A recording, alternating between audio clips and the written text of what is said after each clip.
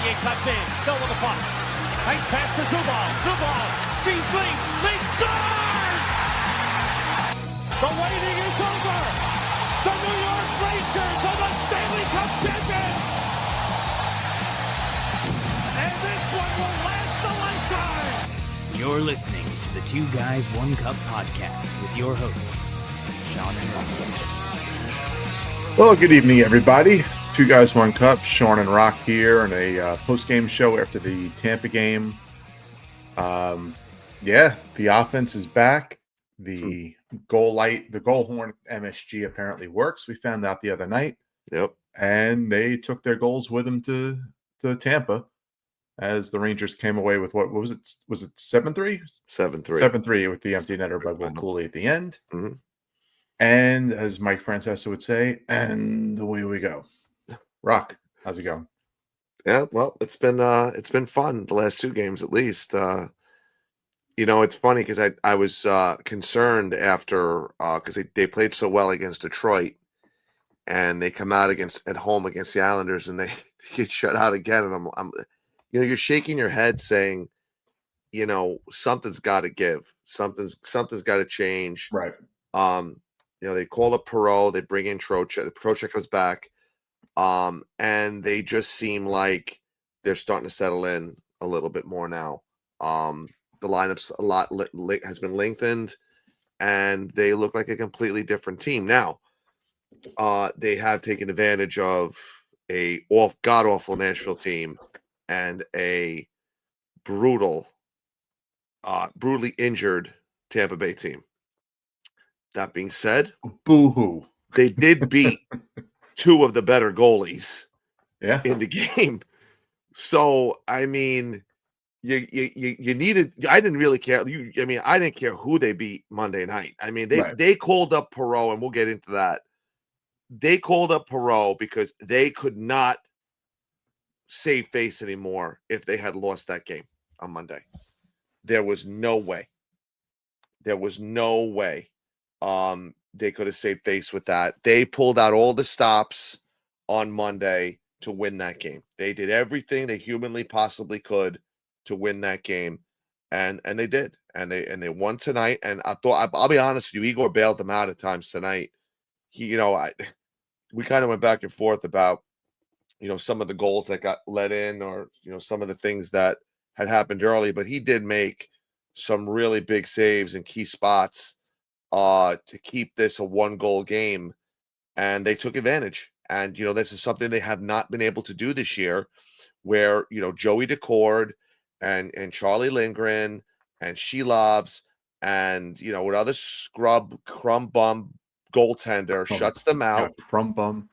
Yeah, it was just enough's enough, and it's just so funny that they put up 11 goals against two of the maybe top 7 goalies in the sport, 10 goalies in the sport. Top 10.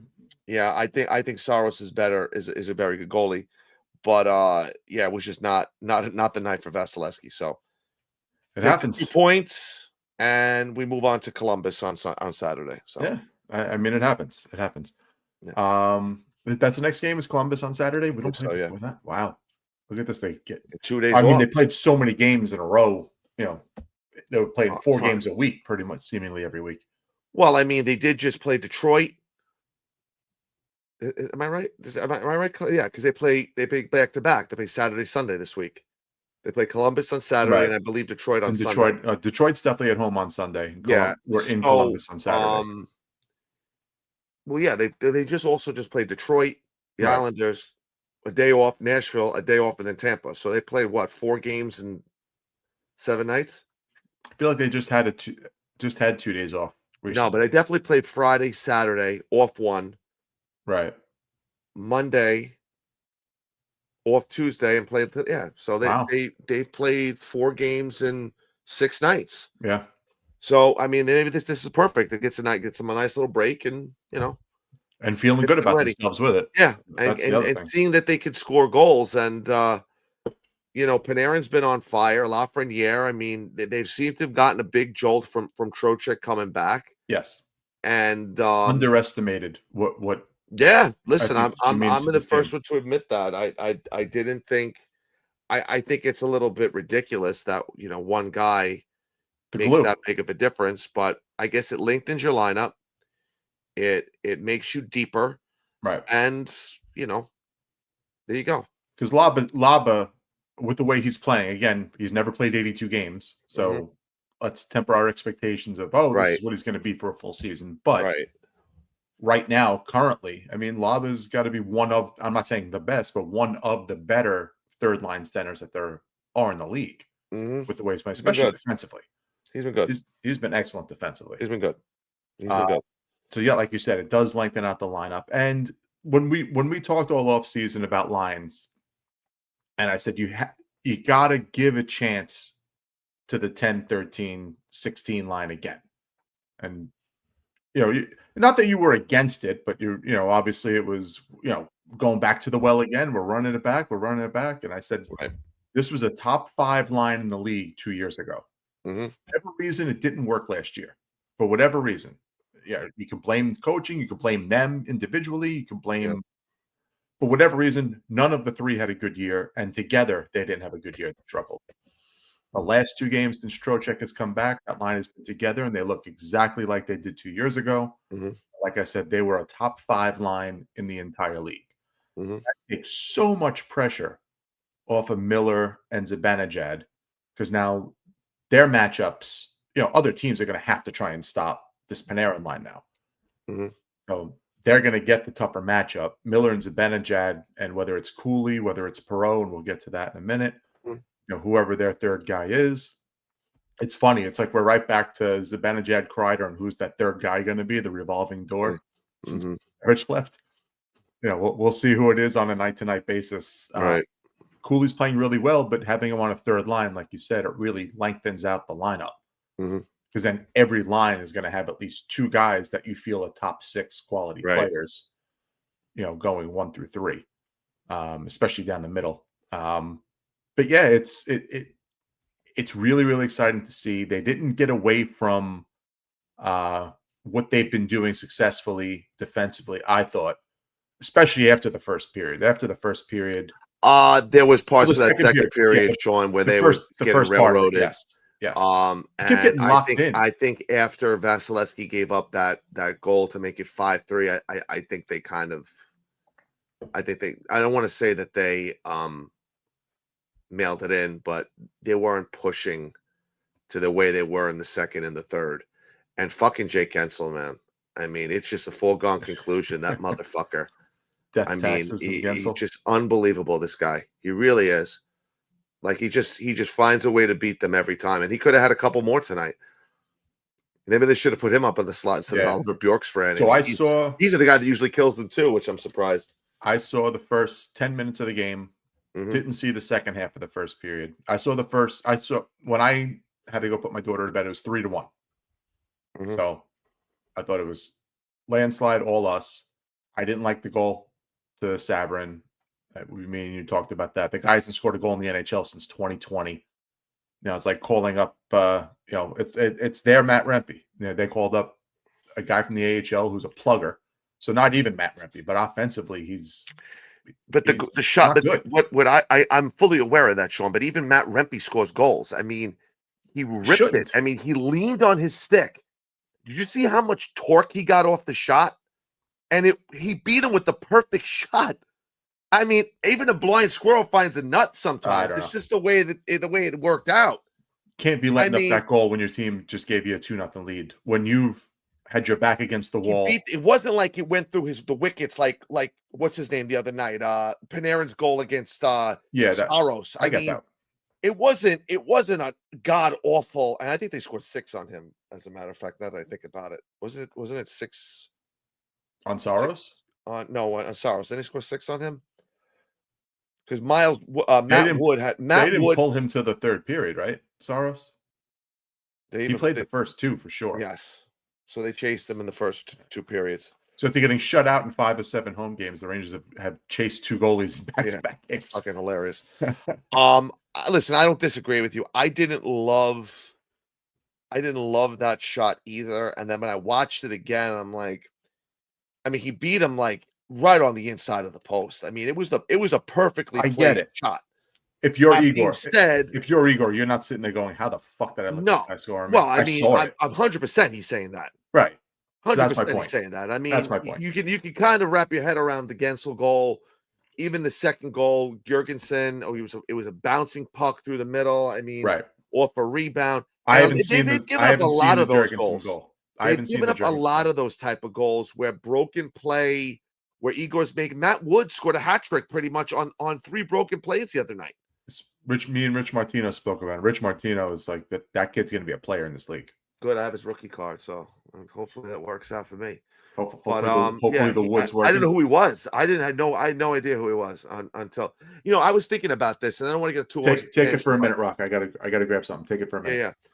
I had no idea who Matt Wood was, and I said, I'm a card collector. I do a lot, mostly out of boredom.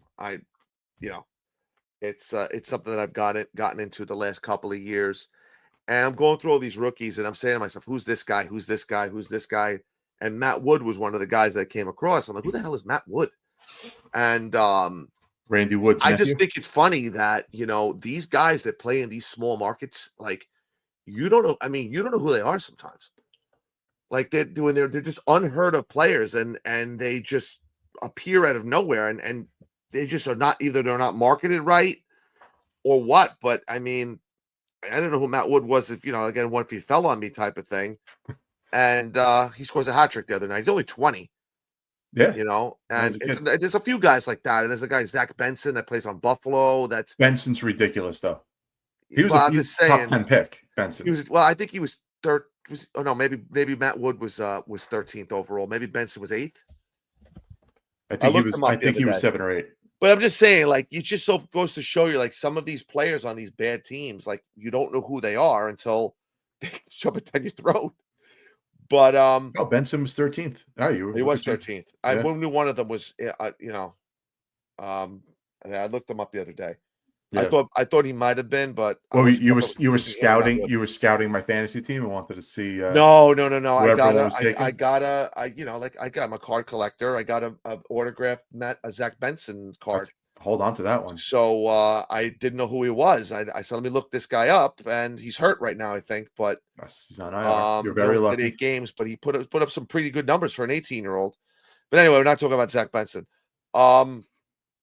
It's just nice to sit down and enjoy a game that you're not biting your nails, and you're not, like, you can actually sit down and enjoy a game, and there's no. I don't have to hear about, they've lost 8 straight on the home ice, and the rain, this, that, the other thing. I'm just getting really tired of hearing that. So it was nice to kind of move on from that. Whose tweet you texted me? Like you beat the crap out of that guy with the tweet. Oh, Pinota. It was Dave Pinota. I went after. Slapped him about he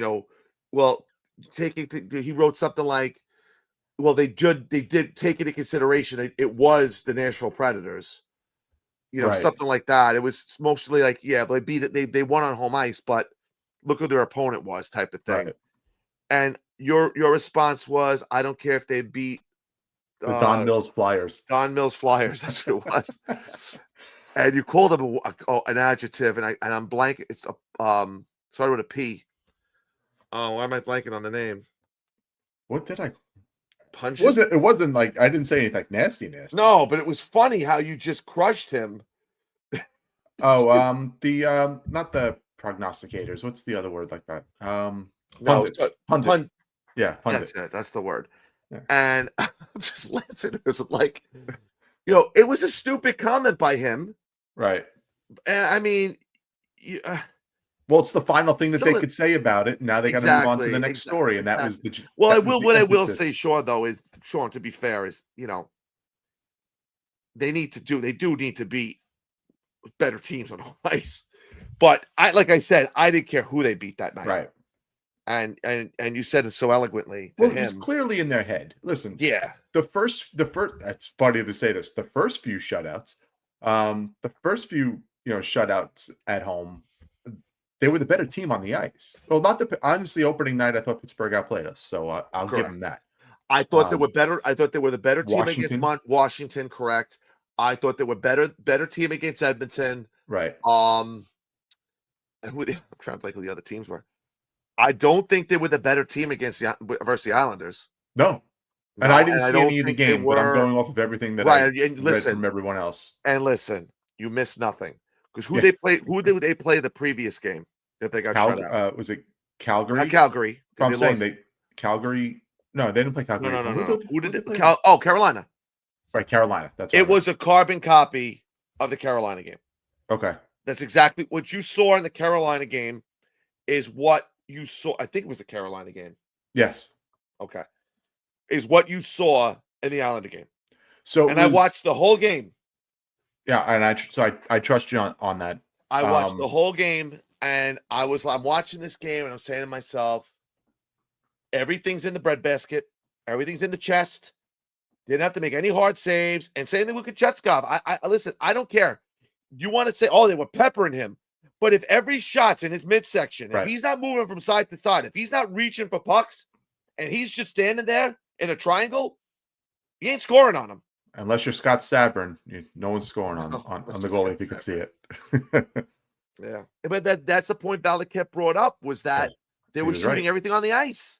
Where did Sabrin score? High glove. Right. He said what? What's the percentage of goals that are scored high? A lot, because every goalie just goes straight down. Right.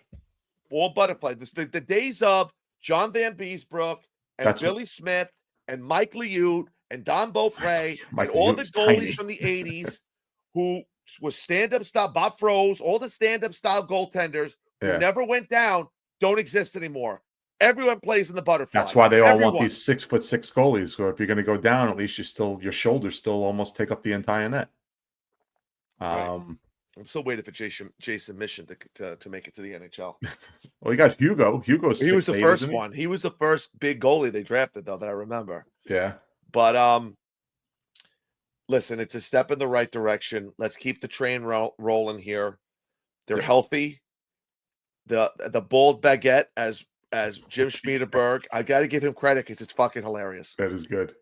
I was dying the other night when he called him the bold baguette. The bold baguette. It's just the whole day I was just laughing to myself. It's genius. Jim, if you're listening, it's got to be a T-shirt. I'll buy it. He thinks of these things he's just so quick. Like you ever meet people that just like they have comebacks like instantly. They're called like he is comics. Probably one of these. He is so sharp with stuff like that. He's so impressive. He really impresses me with how quick he is to say things, think of things. It's remarkable. I think I'm pretty good with it. Like when I killed fluffy-haired Russian and like you were good, but him, Brian Attard being the meat on the street. You know, like I come up with shit sometimes, but Jim's in a lane of his own category. He is. Yeah. Eddie has his moments as well. That's why they work so well together. But it's incredible that the things they come up with. I had a point, but Panarin's been on fire now with since he chopped off his hair. You know, he scored 49 goals the last time he did it. Listen, he went full the fuck's his name again? Sylvester Stallone and over the top. Yeah. Oh yeah, Hawk. Yeah, Lincoln Hawk. He went full Lincoln Hawk. I was going to say Taylor Hawk, but I knew that was wrong. Yeah. He went full Lincoln Hawk. He turned the hat around, and here we go. Yeah, he went full Lincoln Hawk. I like Over the Top. I know that's not a popular movie. A lot of people don't like it. What's not to like? The music they complained about. They said the music was too sappy. Stallone even said that. But what was I going to say? Yeah, when he drives the rig right onto the stepfather's. And how do you not love Robert Loggia? I mean, he's just the king of yelling. Yeah. Other than even other than Big, he screams in everything he's in. Necessary Roughness, Independence Day, The Sopranos, everything. He just screams. He's just the best screamer I've ever seen. I don't think he spoke a word in The Sopranos, except saying that he was Fred Astaire. Yes. Don't step on any toes, like Fred Astaire, because the only time he didn't scream in the entire show. Oh my God, too funny. Too funny, but it was a good win. It's always life is always better when the team is winning. Yeah, when our team is winning, when they're scoring. And what's their little streak we got going right now? How many out of how many? Well, they won after the Calgary game. They won 3 straight, right? And then they came home. They lost to Carolina. They beat Detroit, and then they lost the Islanders, and they won the next 2. So what's that? They've won 5 out of 7. Okay. Since the Vancouver game. Yeah. All right, 3 straight. Carolina loss. Red Wings win. Islanders loss. Preds win. Lightning win. 6 out of 8. I'm glad he brought this up. Did you just see what Brian wrote in the group chat? For everyone who's listening at home and not reading, our esteemed counterpart, yes. or what I'm trying to think of the wording, wrote long time colleague. He's a caller. He's a colleague. Colleague. Thank you. Meet on the street. Blue Truth is indeed a colleague. What did you think of Saravelli had to say about the team having the best shot of the last 3 to 4 years to win? I'll hang up and listen. I'll take this one, Jim.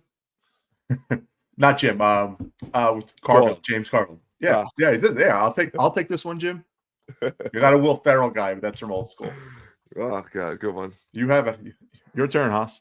Well, what do you think? What do you think of that? Because I commented on this. I commented on this tweet on Twitter, so that's why I'll jump in and take it.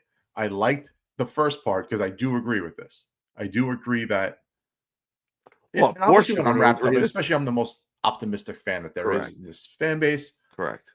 As we're sitting there beating teams in the playoffs and getting to Eastern Conference Finals, you think the team's invincible and you rationalize every single reason in the world that they should win. Mm-hmm. But then when you realize why didn't you win? It was because they weren't Florida. They weren't built to beat Florida. And they didn't have the experience or the intestinal fortitude to go beat a team like Tampa, who were the champs. They didn't have that extra oomph. They were too passive and relied too much on the power play. They didn't have, 5-on-5, they couldn't score. All the problems were there. And you just felt, well, between goaltending and the power play and special teams, they'll figure it out. But it reared its ugly head. This team is built 5-on-5. They're winning games without a power play that's really doing much until the last couple of games. But their 5-on-5 play, they're controlling most of the games. So that does bode well for once we get to the postseason. The physical play is there, getting pucks deep, north-south. They're not relying on east-west passing. The style of play lends itself to a team that can make a run in the playoffs because they will still have Igor back there. They have the defensive structure. They don't give up goals. They're not going to beat themselves. And that's usually the teams that win cups are the teams that don't beat themselves. And that seems to be the way that this team is playing. Where I did not agree with him was he went on after making that kind of a compliment. He then destroyed our bottom 6. And that's when I said, I can't stand these national guys that get on here. Well, he said 2 things. He said he killed the bottom 6. Before that, he killed their finishing. They need to get a finisher. Well, finishers don't play in the bottom 6. They play in the top 6. Right. So he said that. Then he did. He crushed the bottom 6. And I don't even think it's a bottom 6 problem. It's a third line problem. If there's anything to say about a problem, it's the third line. Because as nice of a story as Radish has been, as nice of a story as Sherry was to start the year, you and I both are Parson supporters, but he's still not maybe where he should be. We will get into Perreault because I think he plays a factor in this whole equation. Right. They do need to address that third line with something more. That being said, if Perreault is able to give you top 6 minutes, then you might have something. I personally thought it was a complete knee-jerk reaction to losing to the Islanders. Complete knee-jerk reaction. They're like, okay, well, we need to do something because our fan base is ravenous. You think that's what it is? 100%. 100%. I think it was just they're struggling to score goals, so bring up their best offensive kid. Okay, but here's my other point. If you know Trocheck's coming back on Monday, right? Why was the need to make that move then? I think they're independent of each other. I know I you're. I wouldn't Yeah. have. I would have waited. I mean, listen, this is my personal thing. They have ruined these forwards. I mean, it's been one forward mistake after another. These guys have not developed. And why is they have not developed? Because they don't have enough seasoning. Ryan Lindgren, like we talked about this, all these defensemen that have gone on to have very long careers, Brady Shea, Ryan Lindgren, Ryan McDonough, I said, other than Stahl and Delzato and Keandre Miller, every other defenseman they've had has played either a half a season or a full season in Hartford. Right. They rushed every forward. Chris Kreider's playing in the playoffs. It worked. But then the next year, he had a problem. JT Miller starts the season with the Rangers and then gets yo-yoed back and forth, not knowing where he's going to go. Right. They yo-yoed Buchnevich. They've done this with all these guys, Elias Anderson and Kreider and not Kreider and Kravtsov and friggin' Philip Hedl. I mean, the list goes on and on. They have done this countless times. Why not let this guy play for the half the season in Hartford and see what you got? I mean, he didn't look great tonight against a Tampa Bay team that's missing 5 regular players and a crappy defense. We got manhandled by Chernak. So my feeling is they fucked up development on all these forwards. Are they going to ruin another guy? Bringing him up too soon? Listen, I can't. And do you want to start yo-yoing this kid back and forth, Sean? Is that what we're going to start doing, or do you want him have him stay? I think he's here to stay, and I think you'll see a lot of things like what we've seen these 2 games, where it'll be a lot of game script, almost like running backs in the NFL. Based on game script, whether they're playing catch up or they're playing protect. Whether the bruising back is going to get in there or you're going to put the little fast guy in there to get you some offense. So I think a lot of it's going to be game script dependent, where he's going to get his ice time. And I think he's going to get his ice time mostly on that first line early in games. And they'll see how the games go. And because they're going to look to still get Cooley his minutes, even if he's on the third line. Because if you remember, when Hoffman came up last year, was it last year? It was last year. But Hoffman's just not good. Hear me out. Hear me out for a minute. Different. They brought him up here against Chicago. Okay. And he had a fantastic game. Why? Because Chicago was not an NHL team. Awful. Peter Mrazek in goal. He had a great game, and they were applauding him. Oh, yeah, great game. What's the next game he played? Montreal. Barely played in the third period. And by the third game he played here, he barely played. He was nailed to the bench after the first period, pretty much. I think he played 9 minutes that game. If you're bringing this kid up, you got to play him. He can't. He played 13 minutes tonight. He barely played in the third period, Sean. Okay, but I'm saying he played 13 minutes tonight. I'm fine with that. But he's on your first line. Which again, we had a lead, so you're gonna get But if you have a lead, if you had a 3-goal lead and he's still not playing in the third period. I'm curious how many shifts he got in the third. I don't know. I'm sure there's a way to find it. I'm right now, no for a fact is Cooley, and there were shifts on the third line. Was Cooley was playing on the third line too? So he was getting double shifted. So how many minutes did Cooley play? He played 18. Cooley's playing power play time too, and I think he's killing penalties. Right, that's what I'm saying. I have no problem with them going about this, where they start off having Cooley on the third line, having Perreault on the first line, and then as the game goes, Cooley starts to get a little more minutes if Perreault is not going, and that's fine. I'm just concerned because I feel like we've seen this before, where especially with the forwards, and again that seems to be their Achilles heel with development. But none of them are good. Listen, it's more of a scouting issue, I think. Do we know? These players are not good that they drafted. That's the problem. It's not like they went somewhere else and found success. I guess, but I don't know. Is it you don't think you don't take any blame on any of the development? 90% of it, I'm telling you, man. 90% of the shit. So they've had a developmental problem then, Sean, for 60 years with drafting forwards. I think it's more of a scouting problem. Again, it's not like they've years, had drafted the same guys. problem. No, because It's there a are guys. drafting problem. It is a drafting problem. It's a drafting You're right. problem. It's a drafting problem. It's 100% a drafting problem. Because tell me how in 60 years of drafting you don't draft one Hall of Fame forward. No, Not Mark even by Savard doesn't mistake. get hurt. I think he's a Hall of Famer, but Mark Savard? if he doesn't get hurt, I think Mark Savard was on his way to a Hall of Fame career when he got hurt. He was the best player on that drafted by the Bruins team. Rangers? Yeah, 4th round, 3rd round. Yeah, but again, I'm just saying you maybe bring it up. Get hurt. I think well then that's probably their best. Yeah. And then you think Mark Savard had a better career, would have had a better career than Tony Amonte or Doug Weight? Yeah, I mean Mark Savard still finished with 700 points in 800 games. Yeah, I never thought of him. I never thought of him in that category.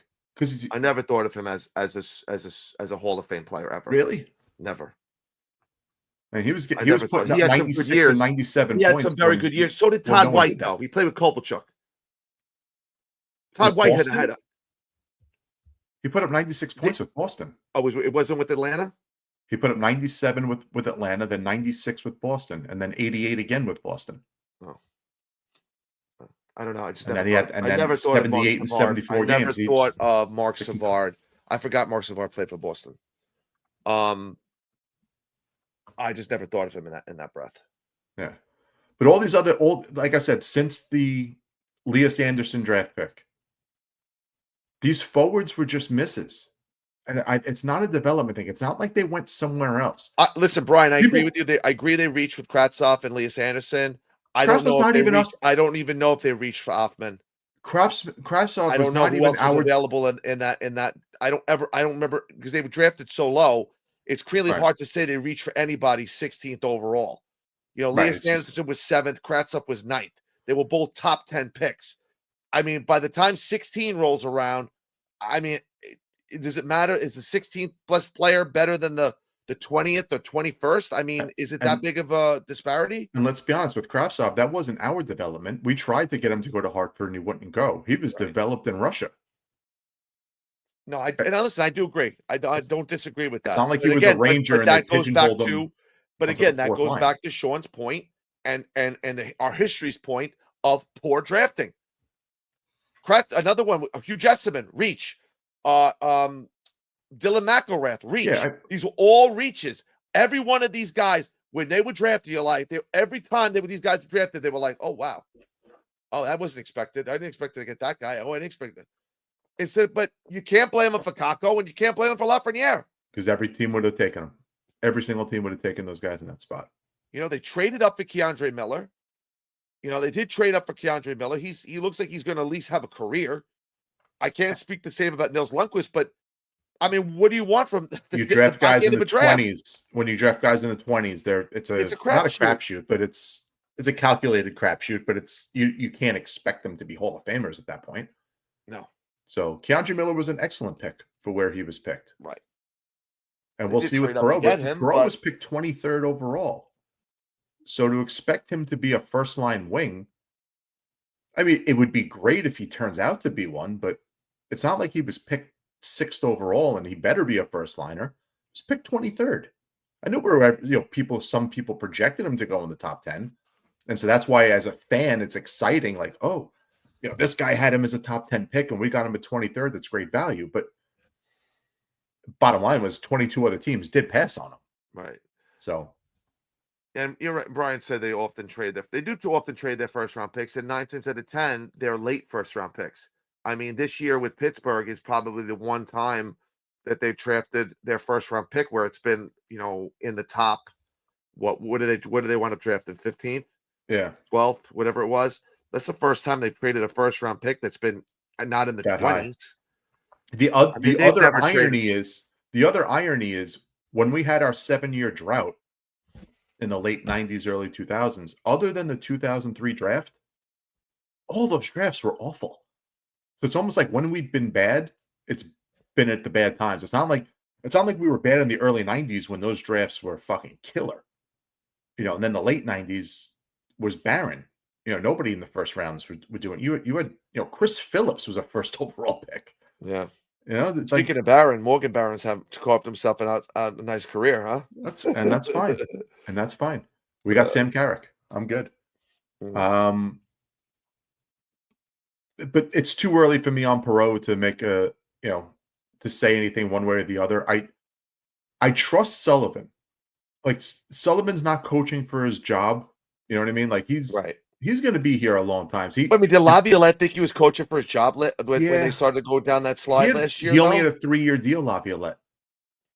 So if year 2 is not going well, you want to go into year 3 as a lame duck? No, you're going to want an extension. And the writings, listen, we're not in the locker room.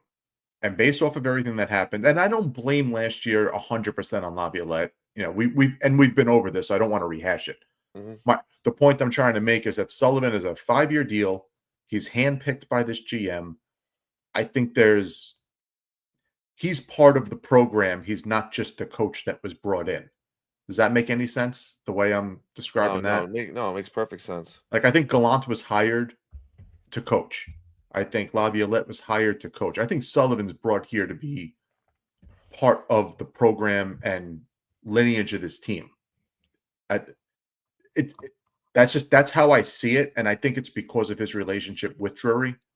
And I'm sure he has a relationship. This is it. I mean, this is his last hurrah. I'm saying I think there's also a relationship that goes up the chain to Dolan. Right. He was here before as an assistant. Right. And I also think that Dolan was a big Tortorella guy.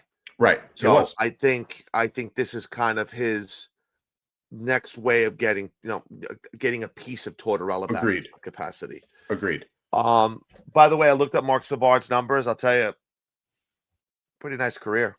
Right. If he, but he got hurt. He got hurt. He was 32. Right. I mean, he wasn't 25. No, but he only needed 300 more points to get to 1,000. Yeah, I don't know. I just never thought of him as a 700 points in 800 games is really good. He wasn't an all-star. His first time he was all-star was at 30 years old. But he did have 70 points early in Calgary, and they traded him for for Jamie fucking Lundmark. I mean, it's ridiculous. Yep. Because maybe that would have been Gretzky didn't like his work ethic. Huh. I'm serious. That was why he was traded. Gretzky didn't like him. And Marc Savard had 41 points his 51 points his second year with the Rangers. He only played 28 games the year before. So as a 21-year-old, he put up 51 points. If I was able to afford jerseys back then, I was getting his jersey. I loved him as a Ranger. What was this? So, but what doesn't make sense is that Gretzky was gone though. No, not his rookie year. Gretzky was on the team his rookie year. Gretzky was on his year, yeah, but then they traded him, and Gretzky was already retiring. No, I know that, but I'm saying I think that he planted the seed like this kid, that he didn't like him. Yeah. That's the rumor I heard. I don't know. Blue Shirt Bulletin 20-something years ago. That's possible. But the whole point I was trying to make about Perreault is I don't think that there was I don't think that they made a short-sighted move to bring up Perreault, that it was reactionary. I think that Sullivan is part of the decision-making in who's coming up. Like, they didn't bring him up to send him right back down. I don't think. He's not coming up here because someone's hurt. I think they brought him up because they felt he was ready. Well, I don't know how you can be ready after what Hartford played, 6-7 games? No, it's more than that. I think they played more than 10 games. Played a month into the season? No, it had to be a month because it has to be more than that because he was the player of the player of the week, player of the month, something like that. Let's see his stats for. I wasn't opposed. I wanted them to let this guy. He had 10 points in 9 games. Okay, that's fine, Sean. I'm not disputing that, but why can't they just let this guy marinate down there? What with the fucking rush? I don't think it's a rush. I think it was a rush. It was a rush. You want to see a guy dominate in the AHL before you bring him for 9 games? That's dominating 9 games. That's enough for the sample size. He had 5 goals in 9 games. I think that's ridiculous. I think that's completely dumb. I don't agree with that. I just think that you should have just let him stay down there and marinate. The AHL is a tougher league than the NHL, right? Physically, it's a tougher league than the NHL. I don't know if it's going to be like that much longer because this whole age thing that they're implementing down there, where they can't have certain players. But for right now, I'm saying that for someone like Perreault, who's a slighter build, the NHL is probably safer physically than the AHL is. You have career lifers that play in the AHL that are looking to take a kid's head off in their 30s, who are in their 30s, and this is it for them. Mm-hmm. It's what they do. Well, that's why Anton Bleed is down. I was literally just gonna say Anton Bleed. You get guys like that. I guess I don't know. I just think that they've just botched up all these forwards. And I know, and again, Brian made a great point. A lot of them were reaches, and a lot of them were this, and a lot of them were that, but we don't know because they've never. I just feel like these guys have been yo-yoed back and forth a million times. It's not why, and they don't do that with the defensemen. They didn't do that with Brady Shea. They didn't do that with Ryan Lindgren. They didn't do that with McDonough. Just fine. There are kids that are good players and that put in the work off the ice to do everything they can to be the best version of themselves, like a Matt Rempe, like a Will Cooley. I mean, Will Cooley didn't spend much time in Hartford. Will Cooley played almost a full year in Hartford before they called him up. Okay. How's that worked out for them so far? Did he play almost a full year? He played along. He wasn't called up until late in that season, his first year.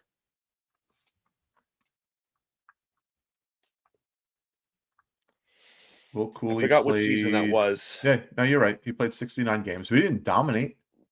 He did play well. He had 45 points in the 69 games. I think he might have been their best forward that year. Probably.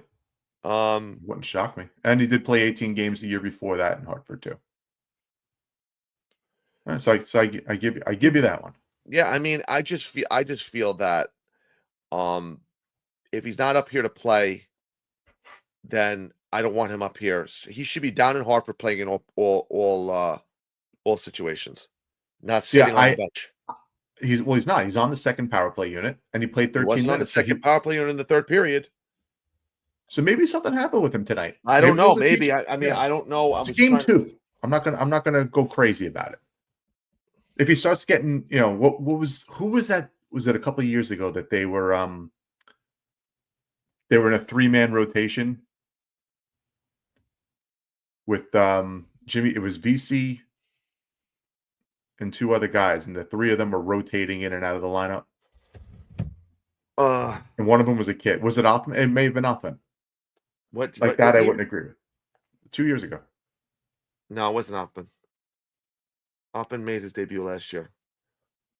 But I don't want Perreault sitting in the press box every third game. It was VC? Oh, I'm blanking right now on who the hell. Now, mind you, I don't have a problem, and I don't want to hear people jumping off bridges if, let's say, 5 games from now, if Perreault's not playing well, he sits a game. There's nothing wrong with letting the kid take a breath, watch a game from a press box, and come back into the lineup. There's nothing wrong with that. It happens to plenty of rookies. So don't jump off a bridge if and when it happens. My whole thing is I think that this is all part of a plan based off of what they've seen from him in Hartford. They felt he was ready, and this is what we're going to do. We're still trying to win. We're not, hey, here's 19 minutes, Gabe. Go get him. Because that's irresponsible too. You're trying to win games. I just felt like they were up by 3 goals. Why is this kid not playing still? That's what I didn't understand. Because what style of hockey are you playing at that point? Does it matter? You're up by 3 goals. Yeah, you're trying to get the puck in and get off. Okay. So what is that's all not. Right. So if you're not going to play him up 3 goals, you're going to play him down. You're going to play him down 3 goals. Of course, you want scoring. That's exactly my point. Is which game script? Maybe Cooley doesn't play as much in a game like that, or he does because he's fucking scoring goals. We'll see. Yeah, he's been better. He's been better. Lafreniere's been better. He must have legitimately been really sick. Maybe. I mean, listen, I don't really know. So much he's better. Been much better. And him on the power play, I think it adds a little element that they don't have. What I don't like about the power play, and I'm going to give this person a prop, is they're losing these face-offs, these power play face-offs every time. Yeah, they are. I mean, I've noticed them a few times.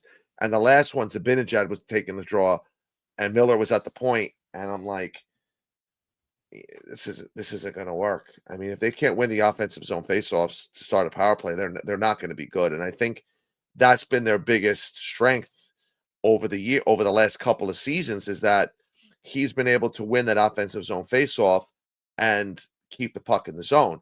And that's really his biggest strength on the power play. Right. It's not anything else. I mean, you could probably put 3 other guys that are better offensively than him on that power play, but he's out there to win faceoffs. Listen, you got 2 guys that are on that power play that are over 50% faceoff guys. But that's the point I didn't understand, is why didn't Miller? There's a Zibanejad took the faceoff, and I was looking. What side was it on? It was on the right side. What does it matter though? If you win the puck to the boards, you win the puck to the center of the ice. They also have preset plays. So think about it. If you're lining up against the Rangers, and aren't you starting to think to yourself, why is this guy taking the draw? Maybe Lafreniere was taking the draw on the second power play unit. Was he? He took one. It's on the fade here. I know Trocheck. I think Trocheck got kicked out. He got kicked out. But he won it. Got me a face-off. He did get it, and but it was a neutral zone face-off. Yes. It wasn't a power play. No, I know what you're talking about. It's just nice. It's just nice that our gripes when they're winning don't seem as much of a crater, right, as when they're not winning. Because then you start saying, oh my God, like the sky's falling. Like, how are we going to fix this? This needs to be changed. That needs to be changed. Where, tonight it's like, all right, well, if the biggest thing in the world is that Perreault played 14 minutes instead of playing 19 minutes, I guess it's not the end of the world. So I definitely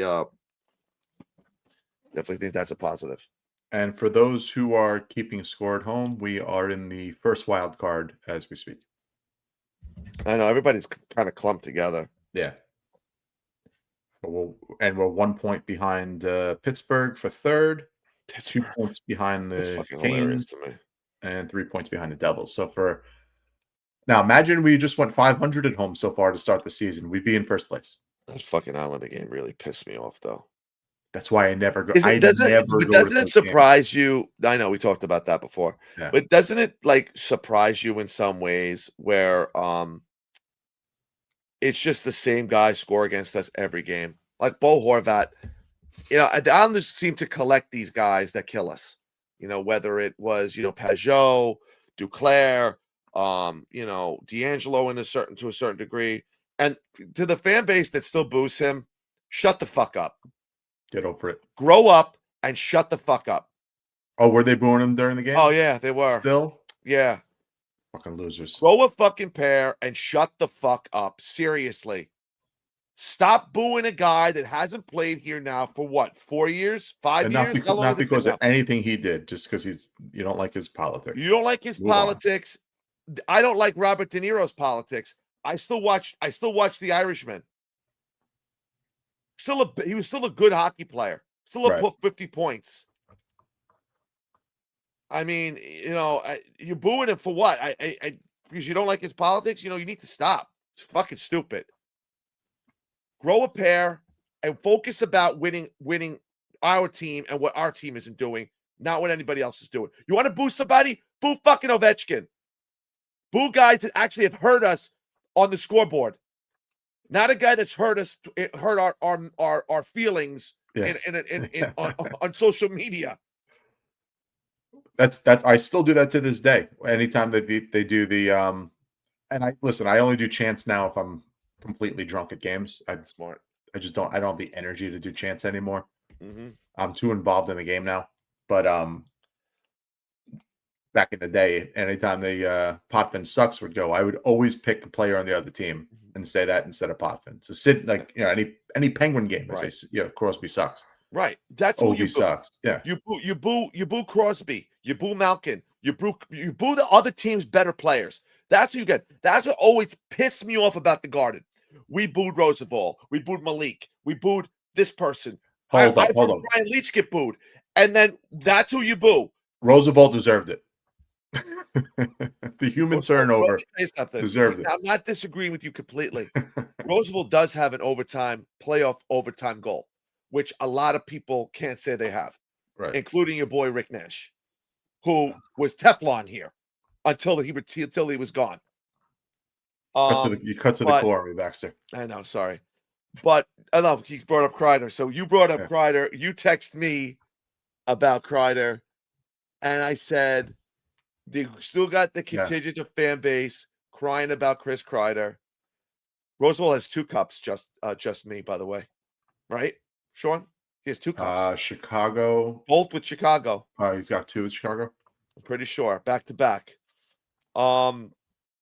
That was during the cycle where everyone would leave the Rangers, and the next year they win a Brad cup. Richards, Brad Richards, Delzato, Hagelin. It was like the whole thing.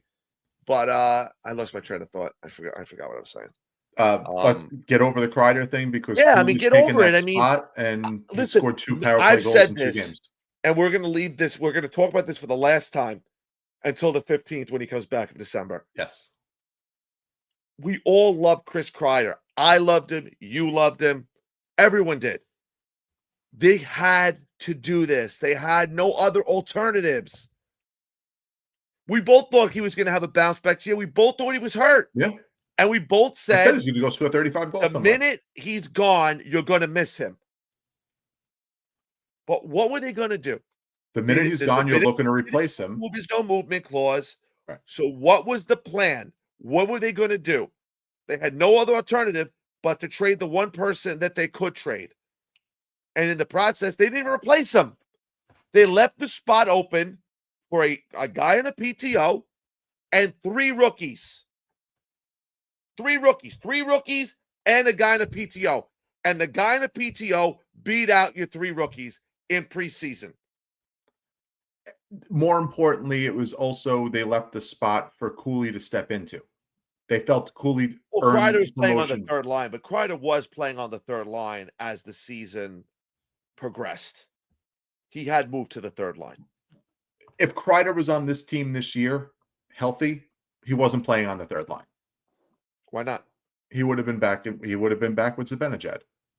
They wouldn't have. It would have. The line, truthfully, if this was 1999 and there was no salary cap in this league, the line would have been Kreider, Miller, and Zibanejad. Well, it wasn't Kreider, Miller, and Zibanejad at the end of last year. So why would? Right, because he was hurt. Because he was hurt. He was playing hurt. We've all acknowledged he was playing hurt last year. Again, your team was going nowhere. Whatever. I can't rehash last year again. No, I get that. I don't have the strength. I'm fading here. But knowing that he's healthy, he wouldn't have been playing 13 minutes a night on the third line. That's my point. What up, Brian's thing? Oh. Kreider's money became Gavrikov.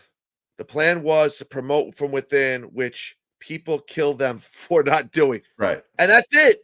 They tried. They handed Hoffman and Berard and Perreault to a lesser degree because we thought Perreault would only make the team. He played in the top 6. They handed him the keys to the castle. And Connor Sheary, who scored in his first preseason game and has not scored since, beat them all out. And this is where we stand. But they tried. The Rangers tried. They left that spot open for a young player. I will piggyback on that. I don't think they wanted to. I think they had no choice. Right. They had to bring in a player who made no money. And that's really what it came down to. So if you were going to call up someone from Hartford, Perreault, 10 points in 9 games. Rubric, 7 points in 12. Struggled. I know, but they say Barrage struggled. I think he's sulking over not winning out that job. I think he's going to take 5 assists in 12 games, and that's it. No goals for Berard. Right. Wow. So Trey, we calling up Trey Fix-Walensky, Justin Dowling. Yes. Bryce McCarnell-Barker, Schlemer. I'll never understand how to pronounce his name, and that's fine. We could leave that alone until he comes back up. Who's that? Hemelash. That's how is that pronounced? Hemelash. Say pronounce it. Hemelash. God bless you. I heard Kenny Albert say Sam Rosen retired just in time. Oh God, he would have died with that name. Yeah. But he was the only guy to bring up. I thought that guy might actually have he's in that Adam Enstrom mold. I don't think he's as good of a skater, Hamelage, but I think he will have a role in the NHL at some point. I think he will play in the NHL. Yeah, I could see it. He showed me a lot. I had no problem with his game. He's very physical. Brian writes that Sherry was keeping the seat warm, so was Radish. They gave a 2-year deal to, so right, I'm not really sure. He had a spot. Yes. Perreault, I would have given Perreault more time in Hartford. Listen, I'm not. I know we're kind of beating this to death here, but I would have just I would have had Trocheck come back. If you can't beat Nashville without Perreault. I don't think it was to beat Nashville. I think it was a conscious I'm telling you, Sean, you mean to tell me you don't think Dolan hates losing to the Islanders more than any other to get shut out for they needed that home losing streak to end. They took what's the word I'm looking for? I'm losing my train of thought here as I'm fading here. They pulled out all the stops. They pulled out all the stops. They pulled out everyone they could find. They did everything. Did Brancy sing the anthem? Did Brancy come and sing the anthem? No, they had the guy who sang. Oh, it was a Marine. Okay. Veterans Day. I was joking, saying they pulled out all the stops. I didn't know. Brancy, they did. Well, other than bringing John Amarante back as an AI character for the game, they pulled out all the stops, and that was their plan. They needed to stop this losing streak. It needed to stop. So they're like, well, you know what? We're going to call up Perreault. Trocheck's coming back. We're fielding the best lineup possible. And that's what they did. An AI reincarnation of the Chief running around? That would be great. That would be great. And I'm telling you, there's a contingency of this fan base has no idea who that is either. No, there's 80% of the people listen. This show actually, you give it 50-50. Maybe 60-40. The problem is with this fan base is that we haven't been good. And that's why nobody knows anybody from the early days in any way. No, it's because the franchise doesn't celebrate the past. They do a terrible job. That's a great point too. You're right. Do a terrible job of it.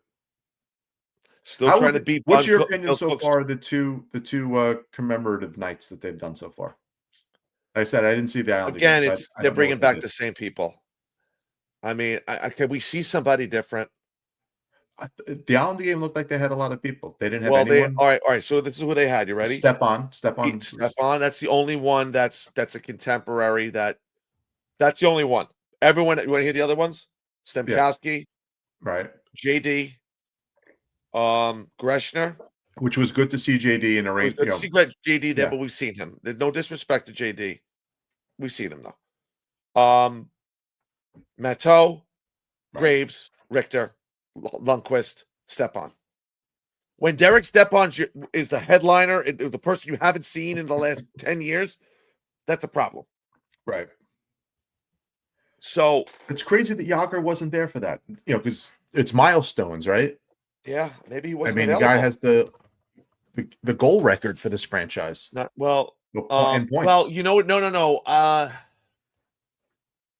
It had to do with game moments winners and milestones. I thought it was moments and milestones. I thought it was the title. It's out of the country. Maybe. That'll still go down in infamy as one of the worst off seasons I've ever Brian, seen. It's funny because Rock and I were talking the other day. We're like, oh, you know what? The next show on Wednesday, we should have Brian on. You pretty much are at this point. You pretty much are. Thank you. And there's a lot of good content for us. I didn't realize we had a game, so it was going to be more of an impromptu show. Yes. If we were doing a full show, we were going to. We'll have to do that the next time we have it. But still one of the worst off seasons I've ever seen in Ranger history. That was Redden, Roosevelt, Valaket, Aaron Voros, Patrick Rissmeller off season. Yeah, but we were psyched when we got Redden. I wasn't disappointed, but he hadn't been who he was in a long time. And when they gave him that money, I was like, oh man. They needed a quarterback for the power play. And and what did it even last the year? No. That's when Larry Brooks got beat up at the bus stop. Still one of the best lines ever. Poor Larry. Redden stands up for his teammates, and you write some sarcastic article. It was funny. It was funny. You probably got beat up at the bus stop. Right. Listen, Larry Brooks can't come back fast enough as far as I'm concerned. No. The post content is not nearly as good as it is when he's there. And I guess I don't know who the Rangers are going to pick. Is Vince going to be the one they tap on the shoulder now to take Larry's spot for feeding information? Oh. Or Johnny. Somebody. Could be Johnny. I don't know about that. Might be a little too green. Plus, he still thinks that he wants to be a national guy. He definitely wants to be a national guy. Which I don't. I listen. It's full-time career. I don't blame if anything you're doing. And he's got the connections. He's got the friends, and he's got the the wherewithal to do all that stuff. So for his sake, I hope he does. I know you're fading. So anything else you want to touch on? No. I was looking at the statistics. I did tell you though, Panarin's going to getting into the top 10 all time in scoring this season. Okay. He's going to jump over 3 guys within he might be in the top 10 by Christmas, which I think is incredible. I looked at his numbers and they really are incredible. He's statistically the greatest player that's ever played for this franchise. 100%. 100%. Like I don't think it's close. Pound for if you look at his points opposed to the games he's played per game, it's almost a point and a half a game. Right. I mean, he has played like 400 something games. He has over 700 points. Yep. It's incredible. It really is incredible. He's averaged 100. I think it's 104 points per 82 games played. And could you imagine if he wasn't hiding out in the gulag that one year from Putin? Cost us a whole year. That cost us a whole year. He cost David Quinn his job. Yeah. And Gordon. Yeah. Because wasn't that they didn't make a trade at the trade deadline because and it wound up costing JD and Gordon and Quinn, the 3 of them, right? Wound up costing 3 of them their jobs. Unbelievable. So it wasn't just Ukraine that Putin went after. No, went after the Garden. So what do you think? I got to ask this because I know the answer. Let's look at the games. Oh, we're back to 3-0, 4-0. That's right. That's why I asked you. We will never lose again. Let's see here. You like that show? Shorzy? I love it. Yeah. It grew on me. I let it marinate. I haven't watched the last. I watched seasons 1 and 2 because they're so short. I like to binge, so I let it build up and then I go back. Brian, I saw that Panarin 1.26 points per game career. Yager is second, and and then we said those are 2 of the most statistically best seasons in Ranger history. But Yager did it for 3 years. Panarin's going to do it for at least 7. Right. So that carries more weight. All right, so we got Columbus on Saturday, Detroit Sunday, and Vegas on Tuesday. Right? Yeah. Mm-hmm. We'll probably wind up doing a show after between the Vegas and Colorado games. I would think on Wednesday. Are they out west for that? Those are away games, right? Yeah. So it's Vegas 10 o'clock game against Vegas, 9 o'clock Colorado, 9 o'clock Utah. So I'm going 3-0. I'm gonna go. No, I'm gonna go 2-1. I was gonna say 2-1. Yeah, I'm gonna be rational this year. Yeah. Well, the back-to-backs kind of sometimes, even though Quick's been great. I mean, he was great. Detroit. He was great against Detroit. Do you bring him back against Detroit again? No, I think he'll play against Columbus. I think he'll play against. He's played well against Columbus too. I think he'll play Columbus Saturday, and I think Igor will play. Well, he is a former Blue Jacket, so right. I think they'll do. Makes sense. Plus, the Garden. They would rather have Igor play the home game as opposed to the road game. Yeah, which makes sense. I'm fine with that. Yeah. No, that's the way they've been. I think that's kind of the way they've been doing it. Yeah, I think the Vegas game will be tough. Right. Does it bother you? Does it surprise you that Igor's been giving up 3 goals every game now recently? 3 Gore.